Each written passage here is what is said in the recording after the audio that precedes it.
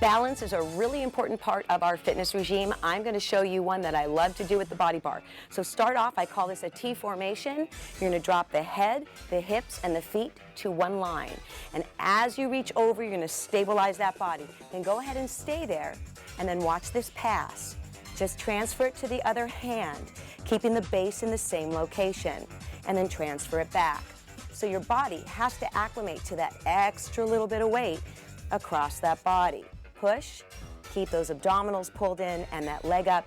Now I'm going to take it to the other side. So just a couple to get acclimated to your leg. Leg position, I'm going to hold it on up. Squeeze that buttocks, keep that leg long, head long, abs pulled in. Transfer that weight. Nice long extension, keep those abdominals pulled in. And you might notice I'm kind of short, so I have to lift my body to transfer. Some of you don't have to do that. Lift it, and back we go. One more hold, and we are done. 1 minute balance with the body bar. Until next time.